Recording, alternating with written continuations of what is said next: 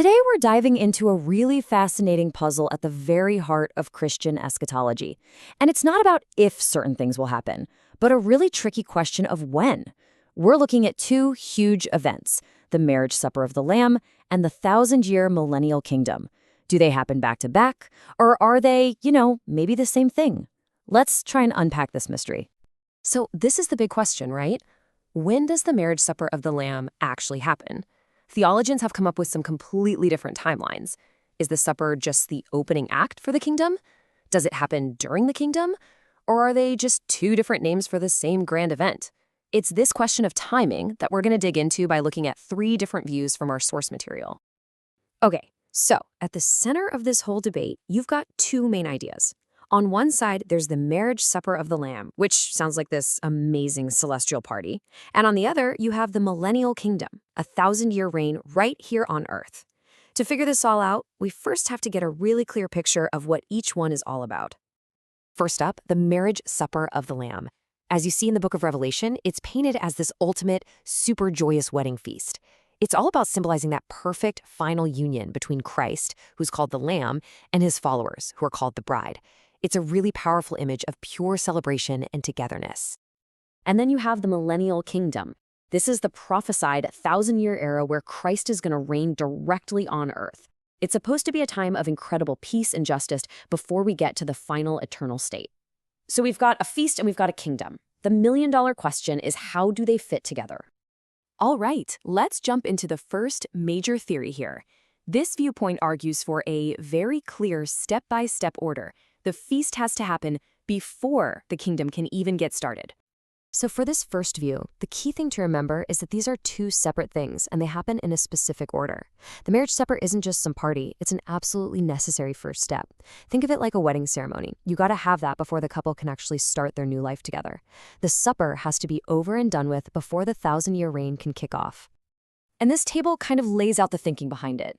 The sequence is strict. Feast first, then the kingdom. And the logic is that the kingdom is seen as the reward for the bride. So the implication here is that the bride's status has to be made official at the supper before she can get her reward, which is the right to reign with Christ. And this quote, it really gets to the heart of the why behind this view. According to the source, that special status of being the bride is a big deal specifically for the millennial kingdom. After that kingdom, in the final eternal state, those kinds of status differences might not even be a thing anymore. So for the reward to really mean something, the wedding has to come first. Okay, so now let's flip the script completely and look at a totally different way of seeing things. View 2 basically throws the timeline out the window and says, what if the feast and the kingdom aren't two separate things, but they're actually one and the same? This view argues that the marriage supper is actually a metaphor for the whole experience of the millennial kingdom. It's not some short party that gets things going. It's a continuous 1,000-year-long celebration. If you're in the kingdom, you are at the feast. Period.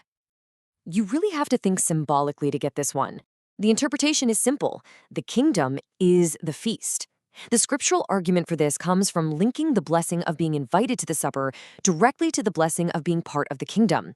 And the symbolism is just so powerful. The whole era is one long, joyful, intimate celebration. This quote from the source material just nails it for view 2. It basically says the two invitations are interchangeable. If you get invited to the supper, you get invited to the kingdom. One equals the other. It's a really simple, direct, and honestly, pretty compelling argument. Okay, let's hit pause for a second and just look at these two ideas right next to each other. With view 1, the timing is sequential. Feast, then kingdom. It's a short feast followed by a long reign. The relationship is cause and effect. But for view 2, the timing is simultaneous. The duration is 1,000 years for both. And the relationship, they're the same thing. Two totally different answers to the same puzzle. But wait, there's actually a third option on the table, a kind of hybrid view that tries to find a middle ground. This one is called the Kingdom Start Feast, and it gives us yet another unique sequence of events. So the big idea here is making a difference between the supper and the actual marriage. View 3 suggests the supper is this short, official kickoff ceremony that happens right as the millennial kingdom begins. It's the event that launches the 1,000-year marriage life, which is the kingdom itself. And this flowchart makes the sequence super clear. Step 1, there's a judgment. Step 2, you have the inaugural marriage supper. It's its own separate but brief event. And step 3, that supper immediately leads into the long 1,000-year period of the kingdom. The marriage life. So this view keeps the supper as a distinct event, but it puts it at the very start of the kingdom, not before it. So after looking at these three really logical but totally conflicting ideas, this is where the source material takes a fascinating turn.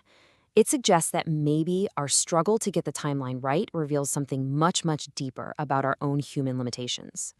What if the reason we can't perfectly line these things up is because we're trying to apply our linear, human understanding of time to something that might just operate outside of it?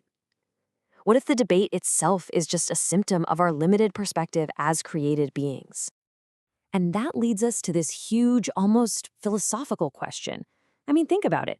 Can we, as beings who only exist inside the box of time and space, truly wrap our heads around events planned by a being who exists completely outside of that box? The source kind of brings us back down to earth here, reminding us of our own limits. We are totally bound by past, present, and future.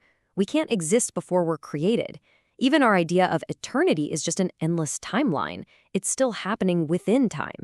And seeing it that way, well, it changes everything. And that just leaves us with this final, powerful thought. Maybe the real answer to our puzzle isn't about picking view 1, 2, or 3. Maybe the real takeaway is a sense of awe, a sense of humility, recognizing that the divine timeline works on a scale and in dimensions that we as created beings can't even dare to imagine.